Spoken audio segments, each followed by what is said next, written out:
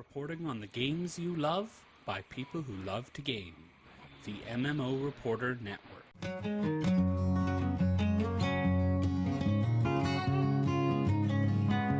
Hello and welcome to episode 29 of the Happy Hearthstone podcast. I'm your host, Josh Augustine, and this week I'm joined by the winner of the very first ever Happy Hearthstone tournament, William Redbeard Stevenson. Hello, Josh, and hello, listeners. Hello, William. Should I call you William or Redbeard? Either one's fine. Actually, a lot of my real-life friends call me Redbeard, so that's totally acceptable. Okay, I'm definitely going to call you that. It makes you feel more intimidating, like you're a more powerful Viking over there. Yeah, that feels appropriate, I would say. All right. So, welcome to the show. We're glad to have you here. Thank you. Thank you for welcoming me. I'm really glad to be here, actually. Yeah, I'm really excited. This is the first time we've had people like Derek, who are just random listeners that email in with like a pitch idea, like, hey, I want to do a story about, or an episode about this. We've had people like them on the show. We've never had someone that has earned their way here through combat. Yeah. I actually hoped to be like Derek when I first sent an email about this, and then I found out, no, it wouldn't be that easy. No, no, you must defeat countless others. But before we get into how you defeated all those people, and the corpses you left in your wake, let's talk about why we're happy this week. And Redbeard, you're going first. Well, why I'm happy is really easy. I am over the moon happy to be here recording this show. Happy I won the first Hearthstone tournament I ever entered. So undefeated. Got to keep that pristine record. Yeah, that's true. You're the undefeated Happy Hearthstone champion. So far, anyway. Yeah, we'll see if you can keep undefeated going today when you take on the deck battle. All right. But I am happy because this weekend, just yesterday, I am not an artist by any means, but I've always kind of wanted to be an artist. Mm-hmm. And so I created my very first ever isometric pixel art. I don't know what that is. Will you inform me?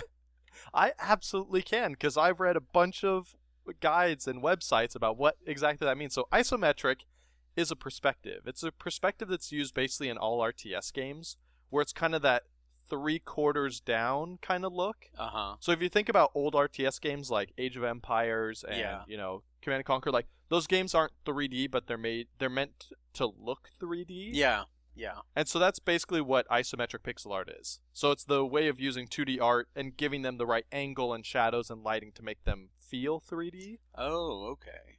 So I made a box, a purple box in isometric pixel art, and then I tried to make a character, but they ended up looking 2D, so clearly I did something wrong. But I'm excited. It's at least the first step in a journey. You're new to it, so, give it time, I guess.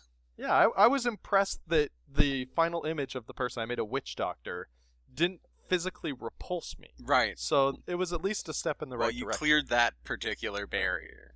I did. I have a box and a witch doctor. My game is practically built at this point. I think that was the early alpha of Diablo 3. I'm not certain.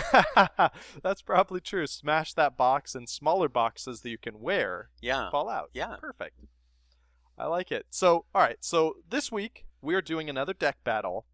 This is where, I guess before we get into what the deck battle is, I want to talk about the tournament that you won, Redbeard. And the opponents you faced. First of all, I got to thank Jin, who's a listener to the show, a contributor who's helped out a lot, who ran the entire tournament. I was hands off pretty much. When people contacted me, I sent them to Jin, and he ran the whole thing, and he did it awesome. Yeah, he did do a great job. All right, Redbeard, the winner of the tournament, supports Jin. There you have it. Yeah. And I didn't actually get any messages from people being angry or saying that something didn't work. Because, a lot of times with tournaments, if you lose, sometimes you try and come up with excuses. No one tried to blame Jin, so, there's a testament to him right there. All the players I interacted with were really great, and Jin was very prompt on getting us our matchups on time. I think he did a great job, especially working at something that is so new to the world. That is Hearthstone tournaments. Yeah.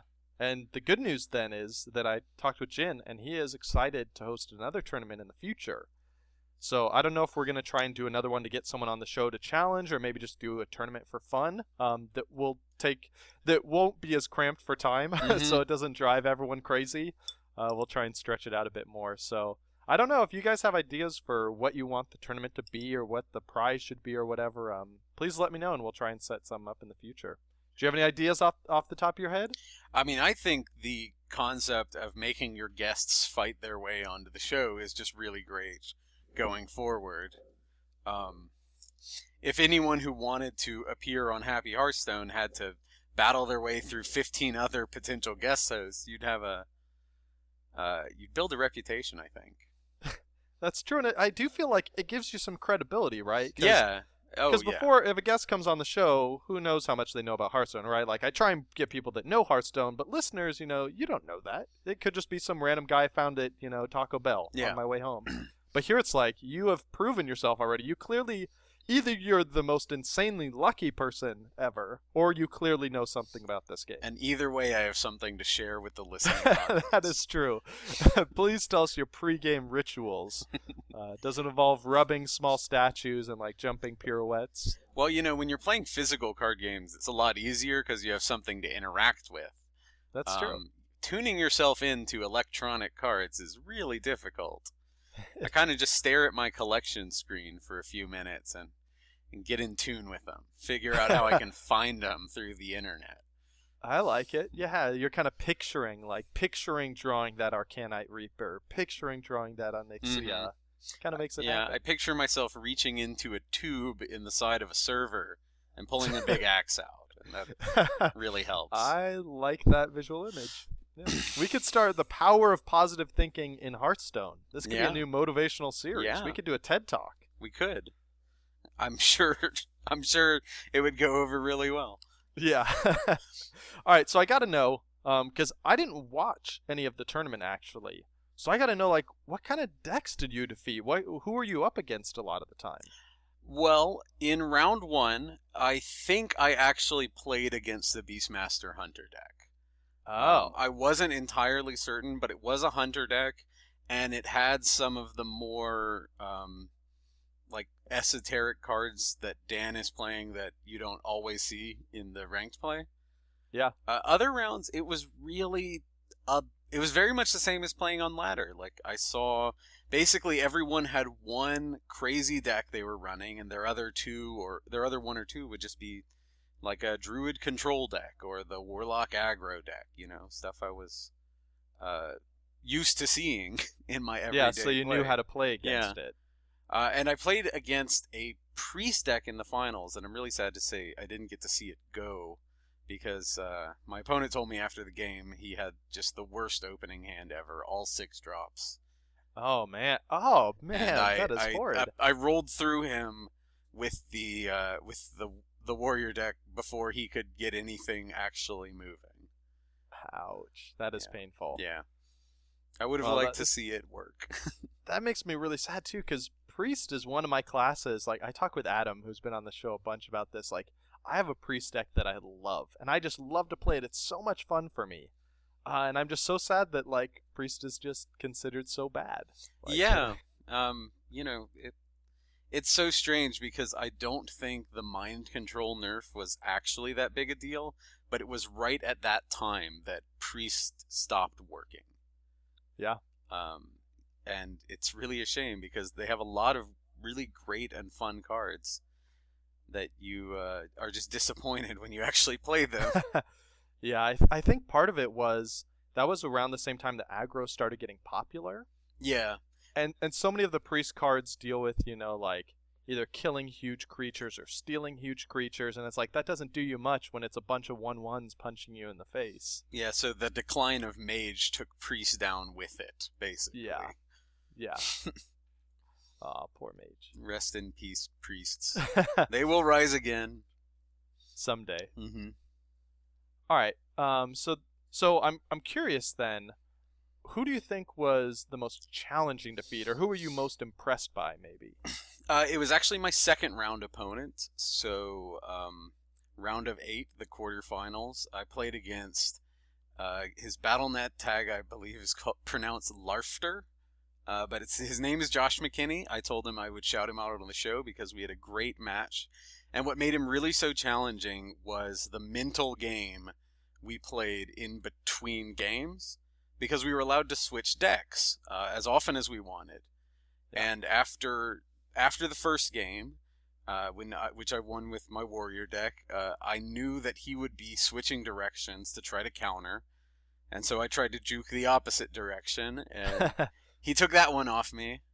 I had played Murlocs in that game, so I switched to a different Warlock deck, and that finally shook him off the trail, because I switched to Warlock Control, and his opening hand was well suited for playing against Murlocs, which are very, very different things. Yes, they are.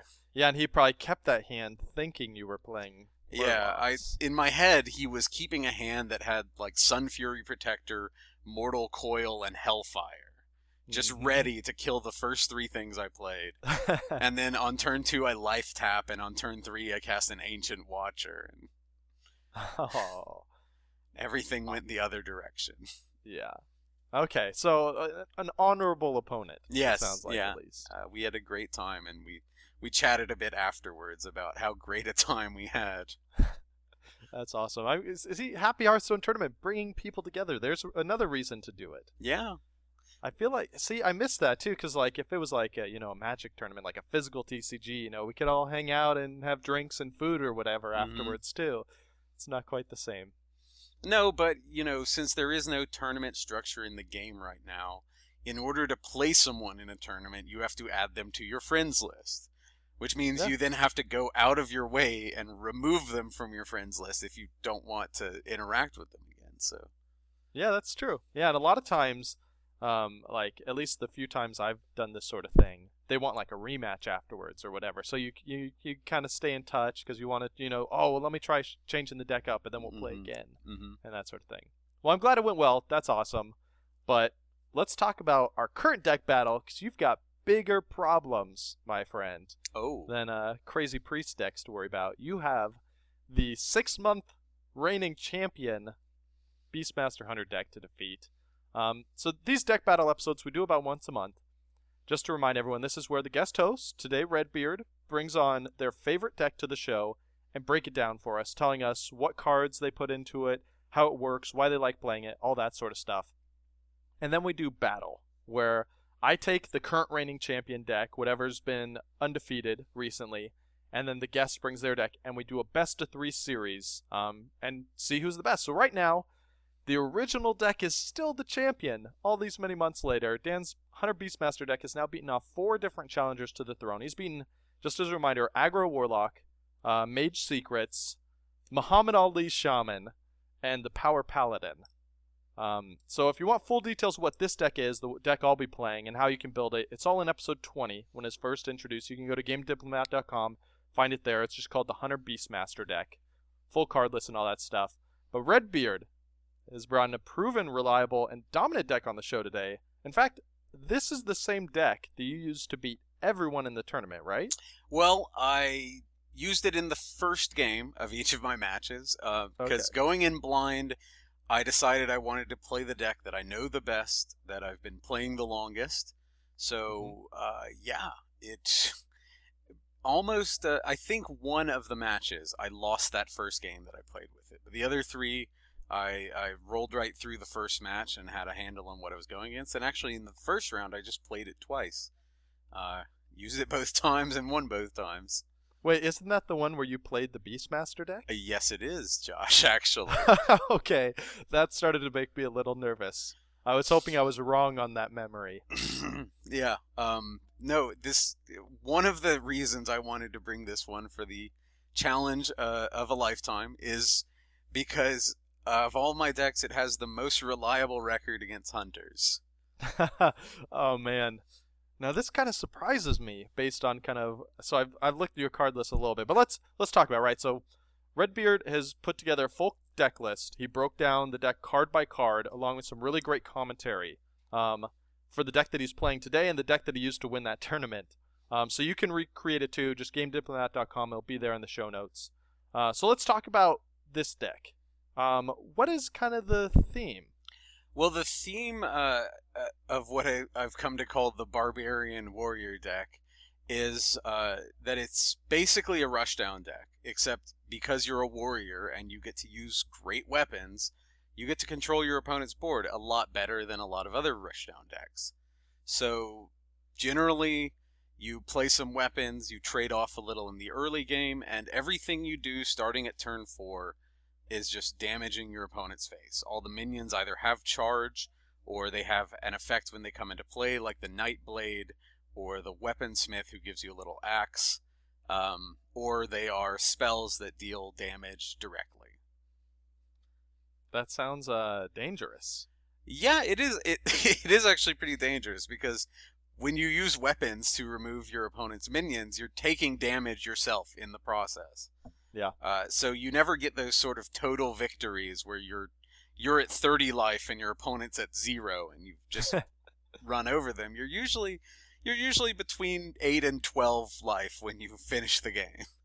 Yeah. Well, I mean, one of my best Magic playing friends always said that life is just another resource, right? Until it hits 0, it doesn't matter. You spend it however you need to. The only important point of life is the last one. Yep. Or in the case of this deck, the 13th one sometimes, but we'll get to that when we talk about cards. Yeah, so it's got a lot of weapons. It's got a lot of charge minions. How much are you using to punch face? Like, when you have weapons and there's creatures on the board, are you just going all out every time, just punch face? And are weapons always removal and creatures are always to the face? Do you have, like, rules for that? There's no always with it. Generally, Fiery War Axes are for minions, and Arcanite Reapers are for faces. It's a good life motto. I feel like someone should have that tattooed on them somewhere. Yeah, if anyone, it should be me, I guess. But usually the Fiery War Axe, you'll let it hang around and take out a couple minions. Although, if you have a hand that's heavy on weapons, you just want to be swinging it every turn. At whatever is most appropriate in the moment. Arcanite Reaper, like I said, is usually for faces because it's 10 damage over 2 turns, which is a lot. But if your opponent has a big taunt or a Chillwind Yeti you really need to take care of, it's also well suited for that. Yeah. So in general, are you trying to win as fast as a Hunter deck normally does? It sounds like this is maybe a little more hybrid between aggro and control. It is a little more hybrid. I would say on average it wins around turn 8 or 9. And the average, like, speedy Hunter decks are like 6 or 7. So it's a couple turns slower because you spend a couple turns taking care of minions. But as a return, you also get to play slightly bigger minions yourself. And slightly bigger is right where you want to be. Yeah. Alright, so let's talk about some of these specific minions, specific cards. Give us some of the key cards in this deck. The first key card is Fiery War Axe. It's a 3-attack, 2 durability weapon for only 2 mana. Yeah, one of the best cards in the game. Yeah, it's the reason you want to play Warrior for your aggressive deck instead of anything else. And so it's usually a 2-for-1, because whatever the first minion they play dies to it, and then usually the second one, or you'll combine it with a minion to kill the second one, or Heroic Strike or something. But it generates some early advantage in cards and on board, and all it costs you is a few points of health, so that's nice.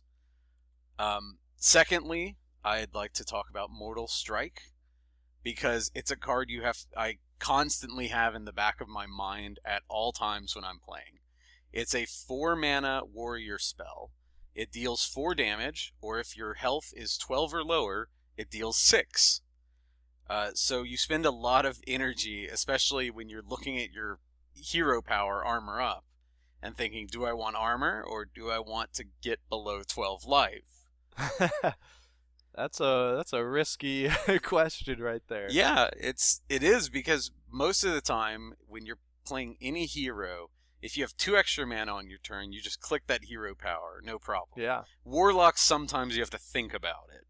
But here, you're looking at your opponent's minions, seeing what sort of damage they're going to be doing to you, and it matters if you have a Mortal Strike in your hand already, or if you're just planning on drawing one.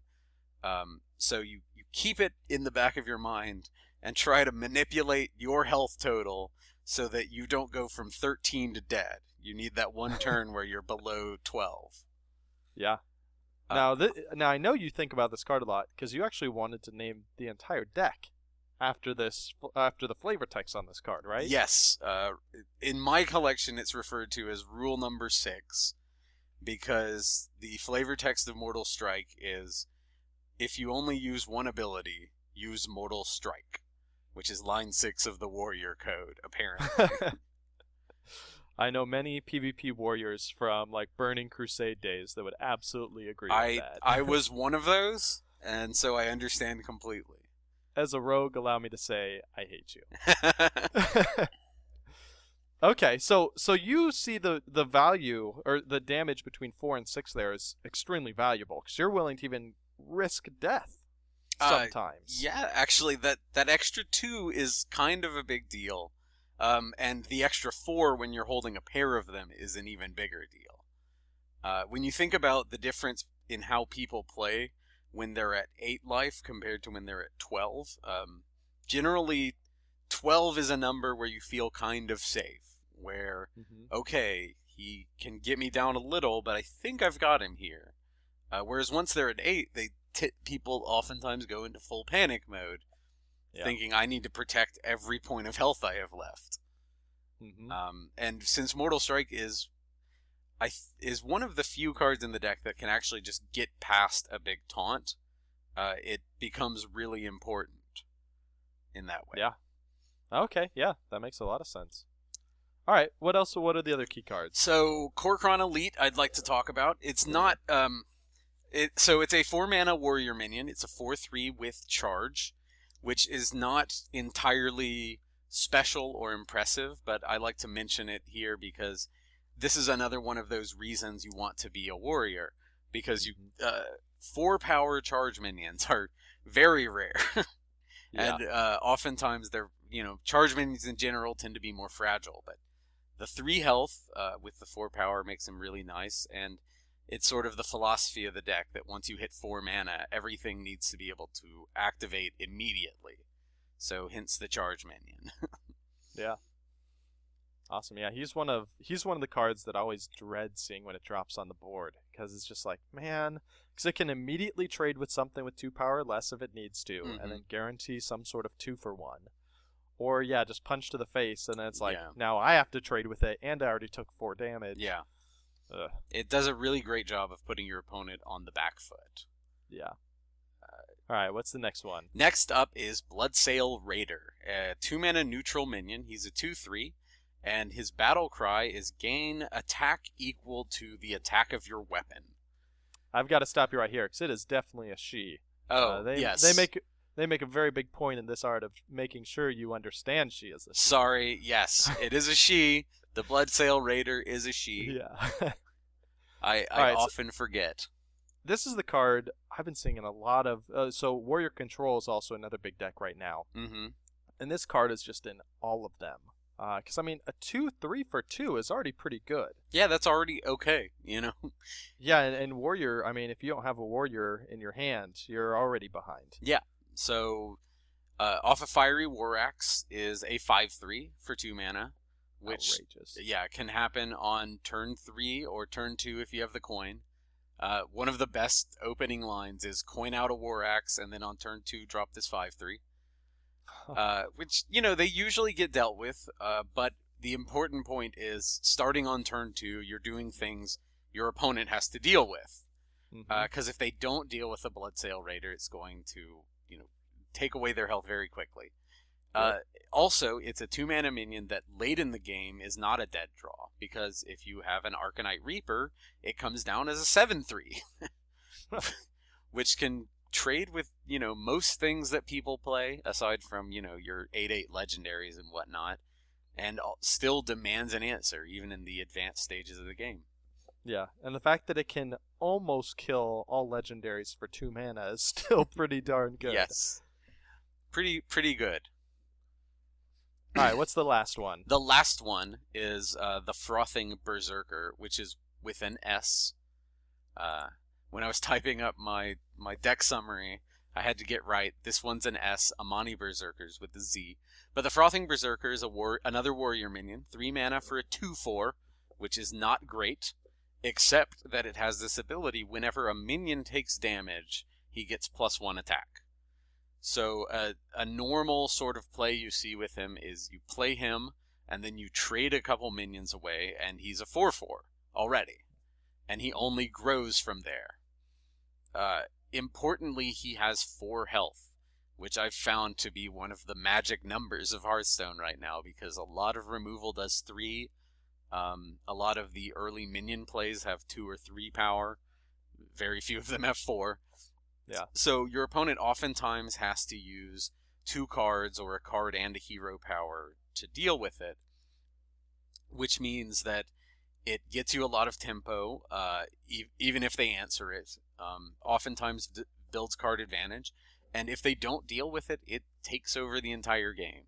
It basically means you don't ever have to attack your opponent with any of your other minions. You just trade off your other minions and let the Berserker do the heavy lifting. Yeah. I remember, so the last deck we had on the show, the Power Paladin, one of Derek's tenets was that every card in his deck, well, not every card, but almost every card in your deck, needed to have the potential to win the game, right? Mm-hmm. And this is one of these cards that you just look at, and you're like, this card is scary, because it can single-handedly win you the game. Yeah, and it's also a really great defense against early AoEs. Like a card like Hellfire or Consecration that might otherwise kind of wreck you. Well, if you have the Berserker down, they can't cast that spell because he'll get an extra 3 points of power off it. And now he's coming in for, 8 or 10 health on the next turn, and they still have to deal with him. Scary stuff. Well, I'm just hoping you just don't draw that in our duel. So. Oh, I always draw it. With your curse your power of positive thinking, pulling it through the tubes. Mm-hmm. All right, so that's the deck. As a reminder, I'm going to be playing the Hunter Beastmaster deck, originally built by Dan. And, I mean, it's already held off 4 challengers. It can hold off 5, right? Your talk is getting me discouraged. I'm starting to lose faith already, and we haven't even fought yet. I have nothing personal against Dan. From listening to him on the show, he seems like a really great guy, but I'm going to crush his deck into the dirt today. Oh my gosh, wow. That's aggressive. Right underneath my boot heel. Yes. You are a true barbarian warrior. You're living up to this deck's name. Well, the duel's coming up. I have to get into the part. I can show no mercy once we're on the field of battle. All right. I'm starting to get into this now. I'm not going to take trash talk on behalf of Dan. I'm going to crush your stupid barbarian dirt, and then I'm going to take that Arcane Reaper and shove it right down your throat. Oh my goodness. Oh, yeah, this just take got that, serious. Garage. I'm going to beat you just like I did in the raid last night. What? Oh Gosh, my. What a jerk. Yeah, what a jerk. It's a shame. I used to like him a lot. Yeah, and then he just turned into like a terrible person. So, there you go. Don't drink demon blood, and don't be born of people that do drink demon blood. Yeah, that's the moral of that story. That's a moral we can give to the kids at home. There's something we can agree on before our deck battle. Yes, kids, don't do demon blood. Don't do demon blood. All right, we're going to go do a best of 3 series right now. We're each going to live stream our half. We're going to put both live streams on the blog, GameDiplomat.com, in the show notes for this episode. It'll be called the Barbarian Warrior Deck, Happy Hearthstone number 29. All that stuff, I guess we'll be right back.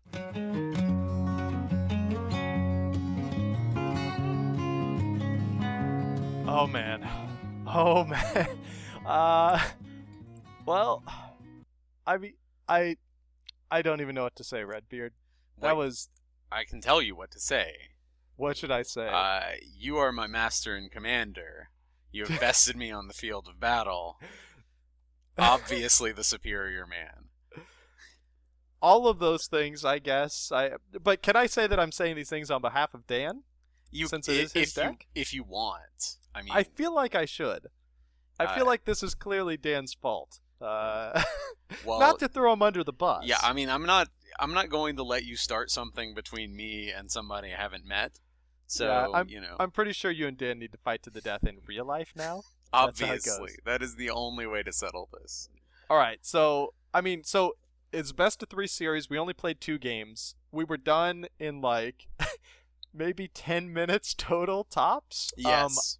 I just got demolished. Yeah, well, you can see this if you watch the replay from my side, but in the first game, I shipped away 1 card, and after drawing my first card for the turn, I'm like, this hand is perfect.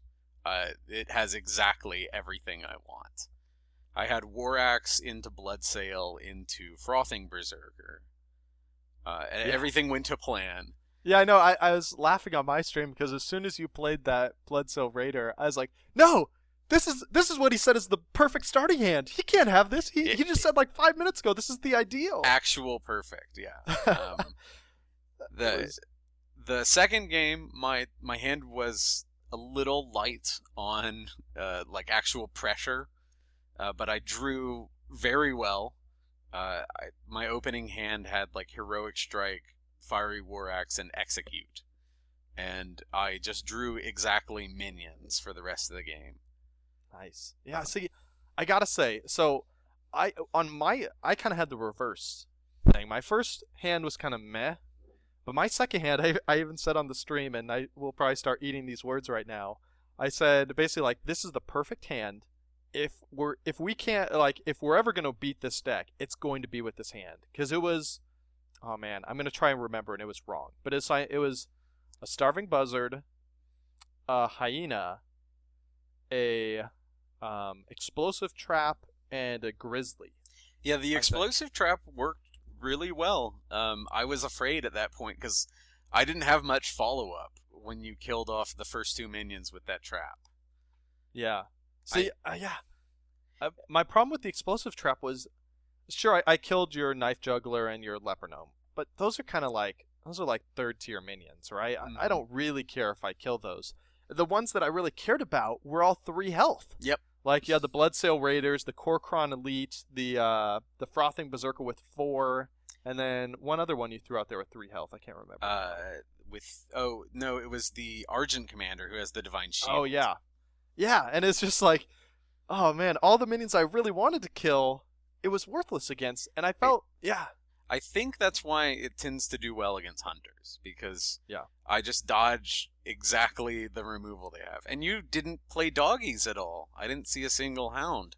No, I did have it. I had it on game 2. Ah, okay. But my choices were either kill your Bloodsail Raider and your Korkron Elite, or play doggies. Yeah. And it's kind of like, I kind of have to. Like, that's 9 damage to the multi-shot, the multi-shot was probably the right move there. Yeah, that worked out really well. And that's, the whole time I was playing, I kind of felt like you neutralized my threats, right? Like, when I'm playing that Hunter deck, I'm really excited to see Explosive Trap. I'm really excited to see Unleash the Hounds and Starving Buzzard. But when I was playing you, I didn't want any of those. Like, I was praying for multi-shot. Like, that was kind of my best, and even that wasn't great, because I had it against your Frothing Berserker. It's like, oh great, it's just going to buff him up. But it was the best I could do. Like, I felt like all of the things that are usually big boons were kind of neutralized against your deck. It was painful. Yeah, I mean, that's... I don't want to take too much credit, because the minions kind of just work out that way. It turns out the best warrior cards are good against the best hunter cards. But it's definitely something I keep in mind when I'm playing against hunters. Yeah. Like, I'm just slightly bigger than everything they do. Yeah, that's how that's the perfect description. It was like, it's even more painful because it's like, you were just out of reach. Like, I could get right up next to killing it, but I couldn't do it. So I'm curious. So we know it's good against hunters, this deck, right? Because that's what this show is about. It's about the deck that you've built that's awesome. Yes. What else are good matchups for it? That's a kind of tough question. Part of what makes good matchups for this deck is when you're playing against strangers on the ladder and they see Garrosh, they immediately think of that warrior control deck. Mm-hmm. And when you play a turn 1 Leper Gnome, they sink in their chairs because they've worked it out wrong. Generally, it's good against most of the other aggro decks because of the slightly bigger problem. It has trouble against the smaller control decks. Druid and Shaman specifically. It's okay against Warlock because they tend to do a lot of damage to themselves, and it's not good against the other warrior deck. The other warrior deck is very good against this one. Yeah. Well, I mean, that's pretty good. I mean, that's a lot of very popular decks that you're good against, essentially. With this deck. Yeah. It's a matter of I think timing. When you're on those days when everyone wants to be playing the Rush Hunter or some sort of aggressive like Paladin deck, the Warlock deck, the aggressive Warlock deck, it's kind of a coin flip, because if I get a Fiery War Axe, it's a very good matchup, and if I don't, it's not. Yeah. Okay. Interesting. So I just want to get more advice from you, right? Because I know people listening to this show, we've been talking about this Hunter Beastmaster deck for 6 months, right? Mm-hmm. It's been the end-all be-all of kind of decks on the show, and this has dethroned it. I'm excited to go out and build this deck now. Like, I know I'm not the only one. People listening are going to want to go play this deck. So give us some more advice. What are some of your thought processes or specific cards that you try and save for specific times or anything like that? Well, Mortal Strike is, like I talked about it at length before we played, and it's a card that you really want to hold for the finish. You use it to take out minions occasionally, generally when you don't have another option, and it's a minion you can't let stay around. Like an opposing Frothing Berserker is something you have to kill no matter what, because you do a lot of damage. That guy's gonna get big. So that's one I like to save. Other than that, it's all a matter of sort of timing your weapon swings. So if you play a Fire War Axe on turn 2 into an empty board, you'll usually not swing it that turn. But on turn 3, you kind of want to swing it, even if it's just at their face, because if you draw a Wrathy Weaponsmith, you want to be ready to finish that axe and get the next one. You basically treat Garrosh like a minion, and you want to be able to attack with him every turn, if you can. Okay. I like it. Now, I've got a couple specific questions, because going through your card list, there's a couple that I'm curious why they're there and kind of what their value is. Sure. So, Knife Juggler in particular, is that to help kind of remove, or are you hoping to punch face with that with the proc? So, the reason Knife Juggler is in there right now is generally you want to be hitting their face with the proc, but he's kind of a placeholder for 2-mana 3/2 of some description. If you look at the in-depth deck list I wrote up, it's a very replaceable card. In fact, up until just this week, I was playing Fairy Dragon there. But I noticed I wasn't going up against as many mages and druids and people who like to, target down your minions. So I moved into the Knife Juggler because he has random extra value against paladins and warlocks and anyone who's just throwing little guys out there that can die to it. He could easily be an Acidic Swamp Ooze if you're seeing, lots of weapons that are killing you. Yeah. So, right now he is what I think is the best extra 2-drop for the deck. Okay. And is Nightblade somewhat similar? Nightblade's kind of a weird spot, because I was playing Chillwind Yeti, despite the fact that everyone else I saw playing a deck at all like this was playing Nightblade. Nightblade doesn't look very powerful. He's 5 mana, he's a 4/4, and he deals 3 to your opponent as a battle cry. The deck already plays a lot of 4 mana spells, so having a 5 in place of one of them isn't a big deal. And the extra 3 to the face, it gets through. It sometimes finishes people off. Yeah. At worst, he's kind of a slightly not as good Korkron Elite. Okay, yeah. Because it deals 3 that first turn instead of 4. Yeah, that's true. That's a good way to look at it. It is doing a similar thing to the Korkron. Basically, if I could play 4 Korkron Elite, I would, but since Hearthstone doesn't allow me to, I play Would you Nightblade. play 6 if they let you? I might. I think Argent Commander could be replaced by them too. Yeah. If I were allowed.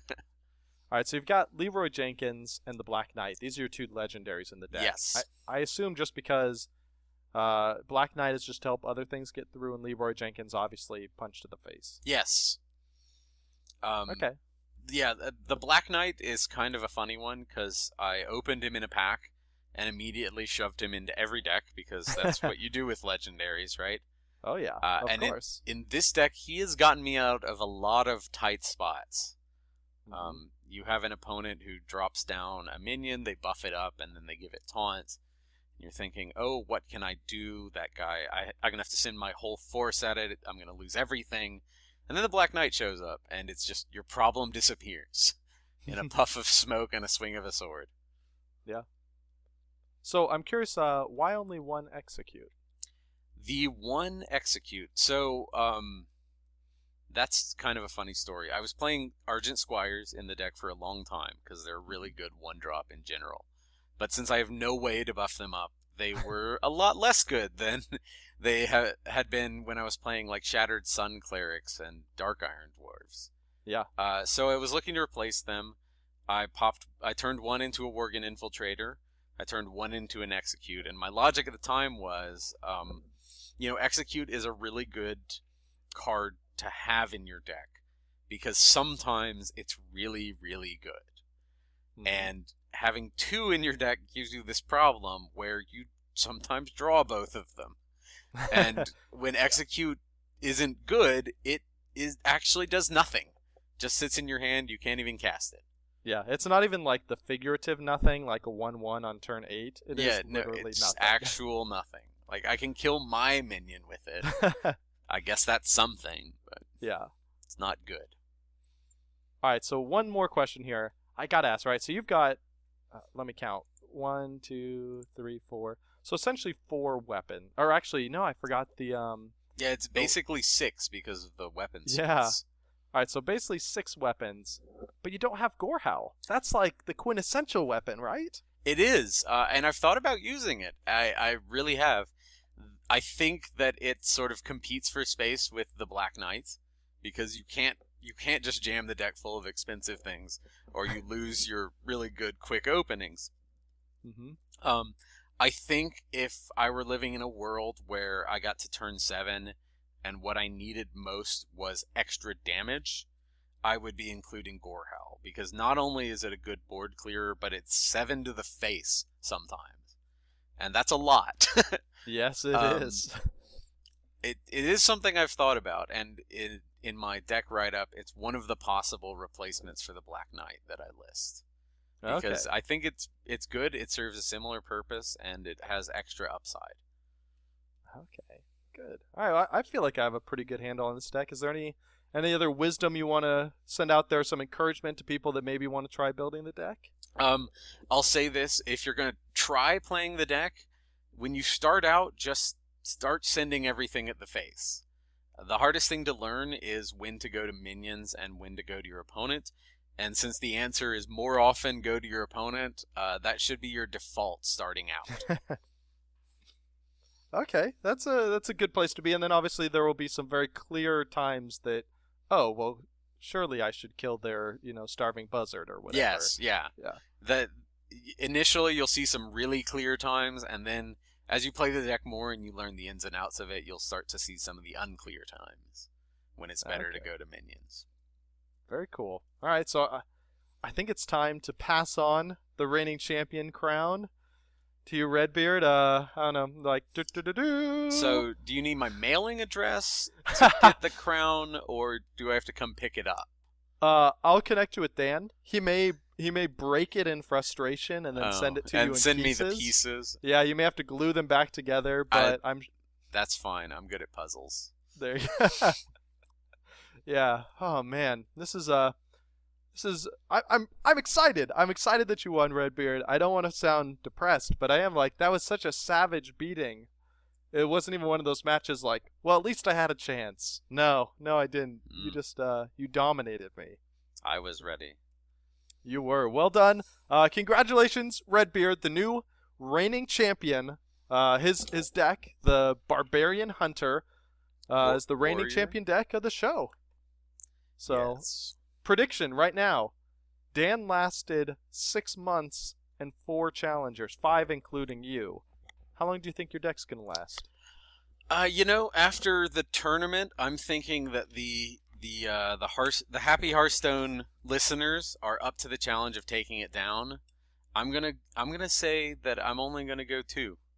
2? All right. Yeah. Because Go ahead. I think this deck is imminently beatable if someone sets their mind to it. And you did already list like 3 decks that are good against it. I did half the work for the listeners. Whoever's coming on the show next just has to listen, and I tell you exactly how to deconstruct it. All right, yeah, because before the show you were actually talking about you were pretty impressed with how good the other people in the tournament were, right? I was, yeah. The Happy Hearthstone listener base are some very talented Hearthstone players. I think I didn't play anyone whose ranking was listed below like a 15. Oh, nice. Which is pretty respectable. Pretty respectable in the release world, where it's a lot harder to rank up than it used to be.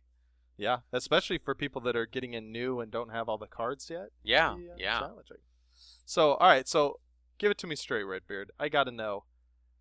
Was the loss that you just handed to me stronger than any loss you saw in the tournament? No, no. I did. Oh, thank God. I did tell you. Okay. I told you I played against that priest deck where he mulliganed into all 6 drops. Okay. That game was very one-sided. I finished him off before he could play any of the cards from his opening hand. Wow. Okay. He played a couple spells in the middle, but that draw was just unbeatable bad. So Dan, at least we did better than someone that got a terrible hand. Hold on to that. We're better than a 6-drop priest deck. Yeah, actually, so we're recording this right after we did the live stream. I already have 2 people on Twitter taunting me. Robert Lashley saying that dude just schooled you with that warrior. And Bert, who said Josh just got wrecked on his own Hearthstone show. It'll be good to hear about a new deck, though. And then sticking tongue out emote icon. Oh, my. Wow, yeah, so this will not be the last trash talk I think I received because of this. But congratulations, Redbeard. Let's make it official. Congratulations, the new reigning champion deck. We'll have another guest on in a couple weeks to challenge you. All right. Do I come back for it? Or are you gonna pilot it for me? I'm gonna be piloting it for you. I will be using your deck, and if a couple days from now, because we did this for Dan too, if in a short amount of time you realize, oh man, instead of Knife Juggler, I want this other card, we're gonna let you swap that out, and I'll use that new setup, but only for like a week, and then after that it's set in stone. Well, if you read the article, you'll learn about all the possible substitutions I have ever thought of, and I trust your judgment, Josh. I think that you can, as long as you're within those confines, you're living up to the spirit of the deck. All right, I will do that. I will try and make you proud, Redbeard. And if not, you can always just come on and kick my butt again with a different deck. Yeah, I will work my way through any number of tournaments to take back this crown. Good man. Yeah, so maybe we'll try and do another tournament that's focused on getting people on the show again, if that's what sounds fun.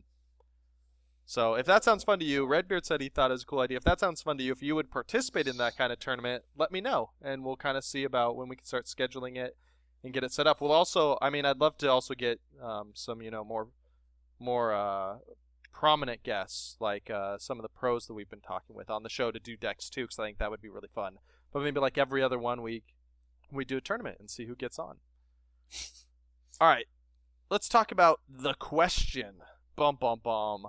Not only my favorite comic book character, but also the question that Rob Lashley, the man that just insulted me on Twitter, sent in this question. I don't even know if I want to answer it anymore. Well, I'm willing to answer it. Okay. 100%. All right, well, I'll read it, you answer it, and I'll just frown the entire time. Sure. All right, so Rob says, if I'm a Hearthstone noob and don't want to sink any money into the game yet, what kind of deck can I build to at least have fun? Well, Rob, if you've been listening to the Happy Hearthstone, you've heard their beginning of their series on the best free druid and priest decks, and the other classes will be coming soon. Another great piece of advice is that mage and shaman are classes that do very well without legendaries. They have good removal for all size minions with Hex and Polymorph, and they're great homes for the powerful neutral minions. And a piece of advice that Josh and I agree on is that if you have gold to spend it in Arena, because you can learn a lot about the other classes and the kinds of cards you might want to play. Because I know all the cards in all my decks, I played them in Arena before I acquired them in my own collection. Oh yeah, and it just helps, especially when like your opponent drops it down, even if you aren't playing it. You're like, oh, I know what that does. I've used it before. Yeah, I know what they're gonna do next to make it incredible or whatever. Yeah, and once you've been beaten by a card, you sort of see the power level of it. Yeah, in a very special way. Yeah, it's sometimes the power level is skewed a little bit, such as that card beat me, therefore overpowered. Mm-hmm. But yeah, I also I love Redbeard that you just read my notes. Like, this is great. I could have made you said anything. If I had known that, I would have thrown ridiculous stuff out there. Well, like, well, the only way to play Rob is by building an all legendary deck. If you're not doing that, you're terrible. So don't even play. I mean, it's all good advice. So I have no problem putting my stamp of approval on it. It's all things that I did as well. When I started out, and if you look on YouTube, there are some free-to-play to legendary, which starting out in Hearthstone, legendary is not really a reasonable goal, but it does give you a deck and a mindset that you can work from in terms of, getting better at the game. Yeah. I know. Yeah, and I've seen mage and shaman done now, and even a warrior.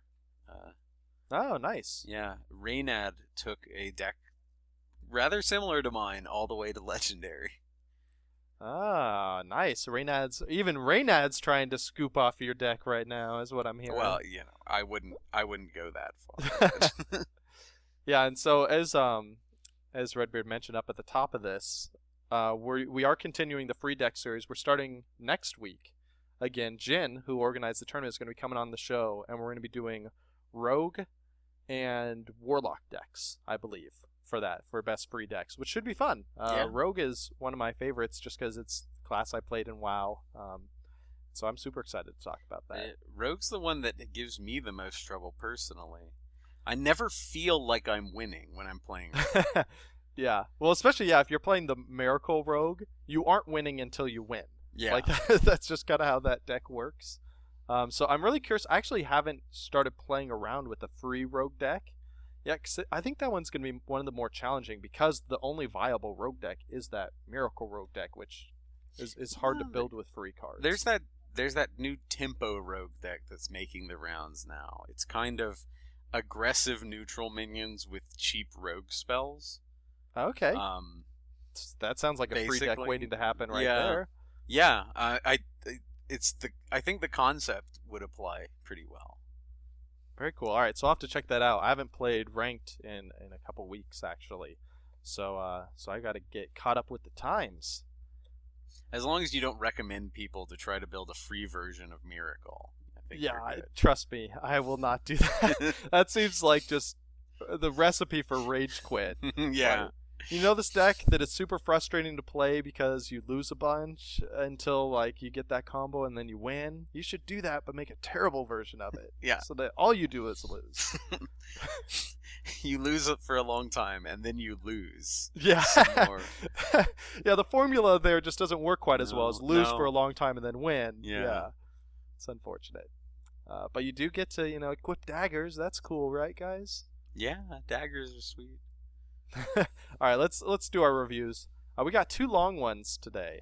The Posty Gav says, "Great podcast for a great game." Oh man, actually, sorry. Redbeard.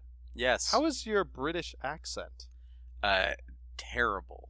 Actually. Yeah, -2. I did theater in high school, which I think is code for I have a terrible British accent.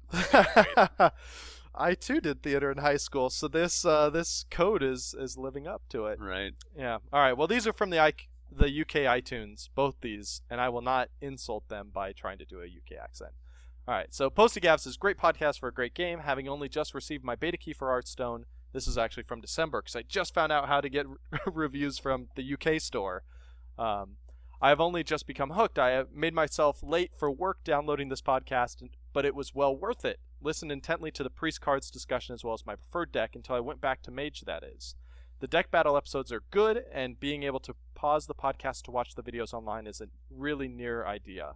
Hopefully the podcast will continue well into the life of Hearthstone. So far, so good, buddy. We're 4 months after you posted this. And he says, have already recommended to a couple friends who play too. Well done. Thanks. And then Trigsters says, best Hearthstone podcast. This podcast has to be one of the best Hearthstone podcasts I have listened to. The host and guests do not try to sound all pro with all their fancy terms, unlike the other Hearthstone podcasts out there. He's got some extra capitalization in there that, I felt like I should try and emphasize with, accents like that. But Yeah. he says, very good on the ears of an average player like myself. I would recommend this to anyone who enjoys a fun, easy listening, and informative podcast about Hearthstone. Thanks for the kind word, guys. I'm really glad you guys are enjoying the show and that it was even worth being late to work for. I wouldn't recommend that for other people. Being late to work is not always good, but I'm glad you're enjoying the show. We are a podcast of the people. We don't use all those fancy terms. No, this is blue collar only. It Never is. gonna have to go to a dictionary listening to the Happy Hearthstone.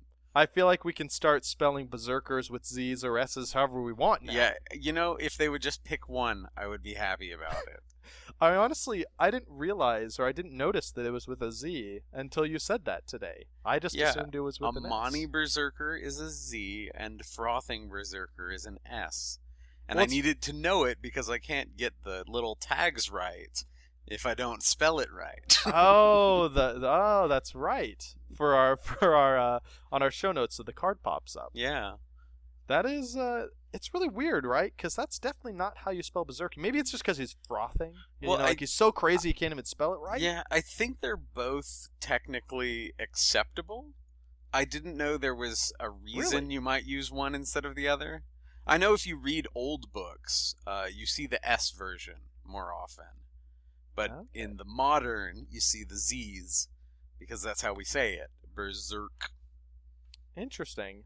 Also, a quick Google search informed me that Berserker with a Z is also an extreme metal band from Australia formed in 1995. So maybe the Amani Berserker is a member of that metal band? Yeah. And that's why he's got a Z? We've got the Elite Tauren Chieftain. Why can't we have the Berserker? Yeah. Extreme metal band. That's...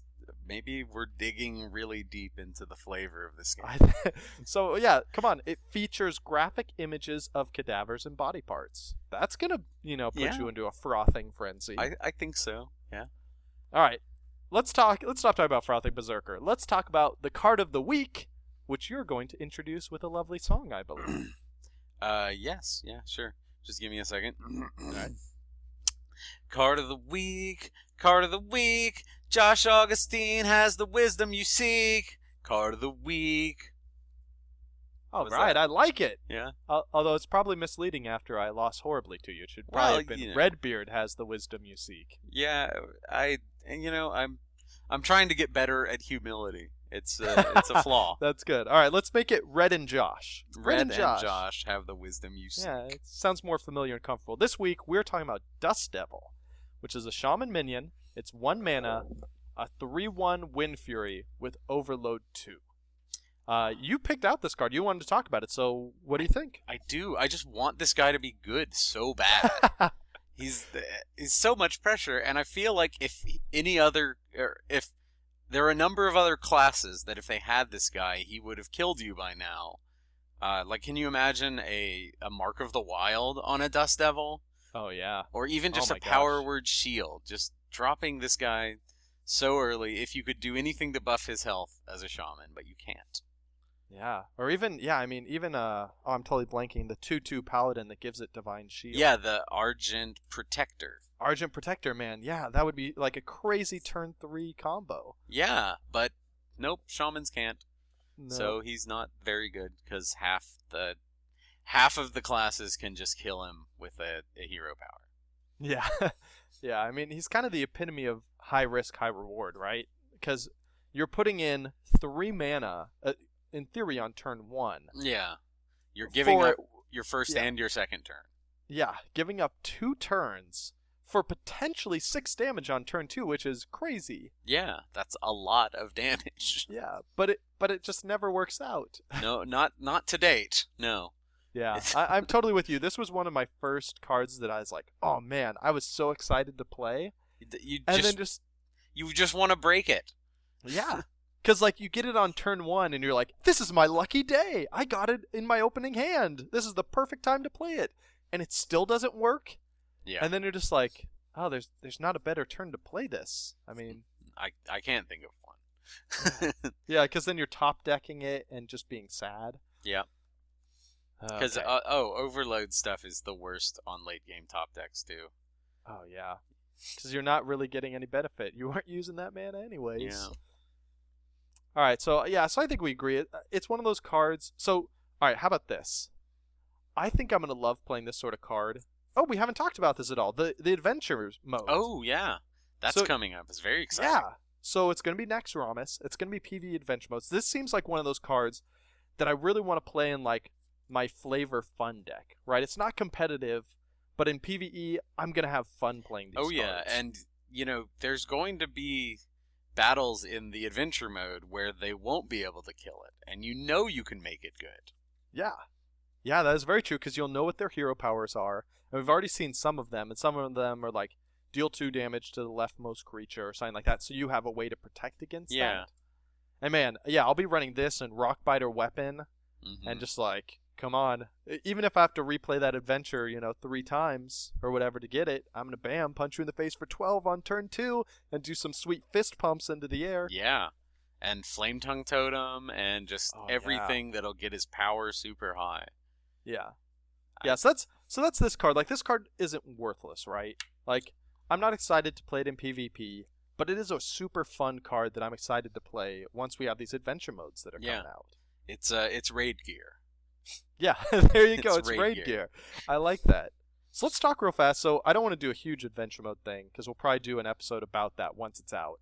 But we know it's coming in 4 or 5 chunks? Yeah, I think it should be 5 if they stay true to what Naxxramas is like in WoW. So the 4 wings and then 1 at the end for Kel'Thuzad and whatnot. Yeah, that's right. Yeah, so these are going to be basically series of bosses that you fight. And each wing is going to have a few of these. Presumably, probably like the tutorial that we did. And so there's going to be 5. The first one's coming out for free. The second one you can buy with gold or real money. So start saving your gold. Don't, if you're a bad arena player, don't play arena right now because you aren't going to get your money back. Don't buy packs. Wait and buy this adventure stuff. Unless you just want to pay real money, then by all means. But now is the time to start saving. And we're going to get 30 new cards out of this set. As you kind of beat the wings, you unlock new cards that you can instantly put into any deck. Yeah, and the nice thing they've said is that as soon as the wing comes out, whether or not you buy it, the cards will start showing up in Arena. Oh, cool. Which is really neat. So, if you can't restrain yourself from spending your gold on arenas, you'll at least get to see the cards in action. There you go. They can have them temporarily. Yeah. I'm really excited, personally. I was afraid that when they put new cards in the game, it would be like one massive big set release and we'd have to buy new packs and start collecting. And all the old cards would go away or something. But this is a really neat way for them to release a small number of cards at a time, which is great because it's easy to digest, and I think adventure mode will be a lot of fun. Yeah, I do too. So let's talk about just a couple of these cards because they've revealed a few of them. Let's each pick our favorite one and kind of talk about. My favorite one is Nerubian Egg. Just because it's so weird, right? So it's a 2-mana 0/2, and then Death Rattle, summon a 4/4 Nerubian. Which is interesting, right? Like, for a class like Warlock, you're going to be casting Hellfire Like, and suddenly Hellfire isn't killing your minions, it's giving you 4/4s. Yeah, I mean, that's pretty cool. Getting a 4/4 for only 2 mana is really great, and if you can get some kind of value from the O2 before it goes away, it's even better. Yeah. Like giving it Taunt is the easiest way I can think of. Yeah, I So mean, yeah, it'll- Mark of the Wild you mentioned earlier, +2, Yeah. +2, and taunt. Yeah, Like, so it's it'll eat a few attacks, might trade for a minion, and then leaves behind a 4/4. Yeah. Sounds great to me. My favorite is also the egg, but I'm going to pick a different one to be interesting. The Undertaker. It's a 1 mana minion. It's a 1/2, so pretty bad so far, right? But whenever you summon a minion with Death Rattle, it gets +1/+1. The Undertaker, that is. Yeah, there's a lot with Death Rattle in this set. Yeah, it seems to be a theme, but that guy, I'm just thinking, like, so I can play a Loot Hoarder on turn 2 and have a 2/3 already. Oh, yeah. Leper Gnomes, pump this guy up. Harvest Golem, all of these cards I really like already. Yeah. And the fact that since he starts as a 1/2, as soon as you summon 1 minion, you're getting basically a broken card, a 1 mana 2/3. Yeah. And he only gets bigger. Yeah, that is very true. And okay, so I gotta mention another card here, because Baron Rivendare, he's the legendary in the set. And he's a 4 mana 1/7. But your minions trigger their death rattles twice. Yeah, that's could be really powerful. Because I mean, we're talking about how death rattle is kind of a theme in this set. Dancing Swords is another card that's not great, and it's actually something that you don't want to double, because it's a negative effect. But there's so much death rattle. Like, I'm gonna be really curious to see maybe like an aggro deck that is a bunch of those like Loot Hoarders, Leper Gnomes with a ton of death rattle that just combos like crazy.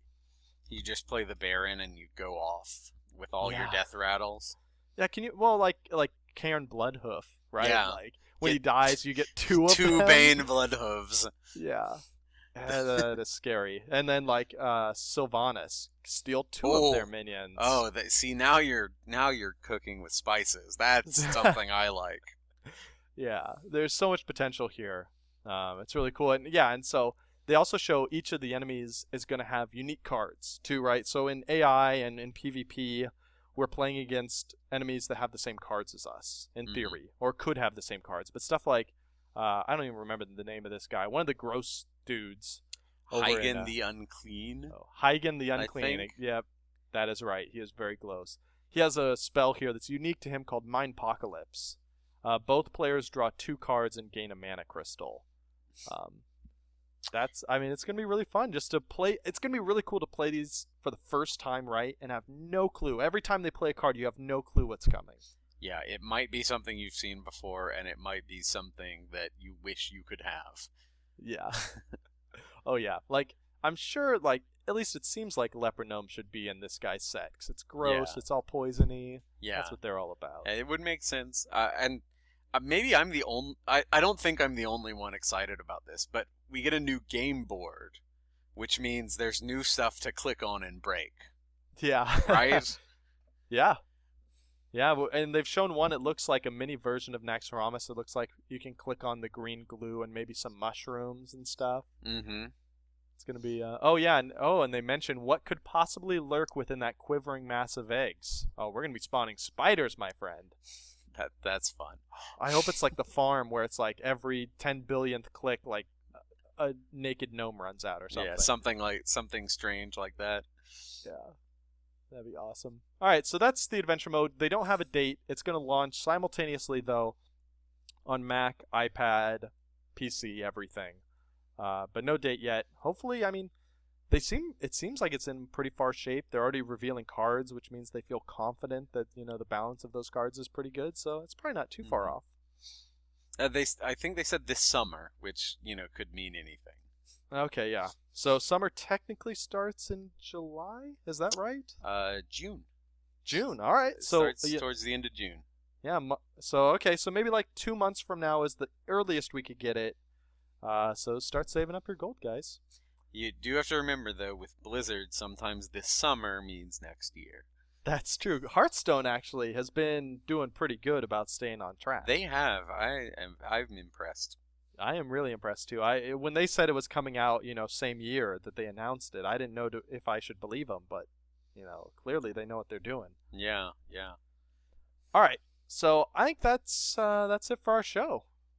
We're gonna have full show notes along with links to all the videos, our live streams, all the information we have about obviously the new adventure modes and also the awesome deck that Redbeard built. I can't stress this enough. If you haven't checked out any of the deck lists that our hosts have built when they come on the show with their decks, it's extremely valuable. Basically, I wring their necks and I make them put all of the info, all their reasoning behind every single card that they pick on the page, so that when you're building this deck, you're not just blindly building it, because you don't really learn from that. You're learning why he thinks these cards are valuable and why they work well together and why the strategy works. And I really think it makes you a better player, so I highly recommend looking up Redbeard's awesome strategy. We'll have links, obviously, at GameDiplomat.com. Next week on the show, as I mentioned, Jin, longtime listener and contributor, is hopping on. He's going to finally be on the show. We're going to talk about the best free Rogue and Warlock decks. And then on other shows, just got to say this real fast, Threshold, it's a Hex podcast that I do. We recently did a big roundup of wild ramp decks. If you're interested in like deck theory crafting like we've been doing here, this episode I think is the one you're going to love over there that I do. It's episode 33, thresholdpodcast.com. You should check that out. But if you want to watch our battle live, you can go to our Twitch accounts.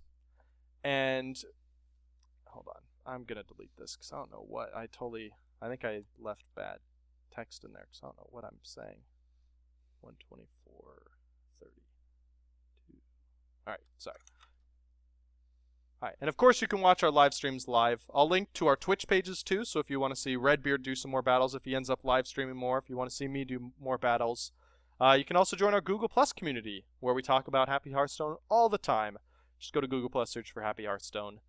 If you want to talk with me directly as well, please let me know if you're interested in tournaments or if you want to suggest a topic for the show or talk about adventures, anything. You can contact me on Twitter @jaugustine, or if you just want to taunt me for losing like everyone else, you can contact me there or email me ajosh@outlook.com.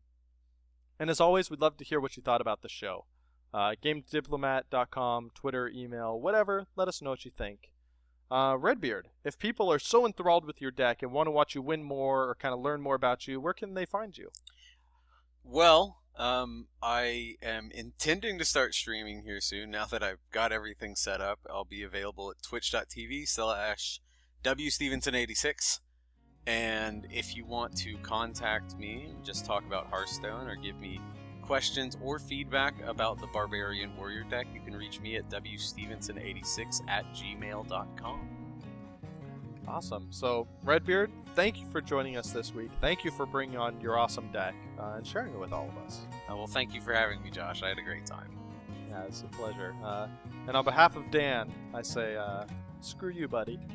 So, thanks again for visiting Happy Hearthstone and having a little fun with us. We'll see you next time. See ya!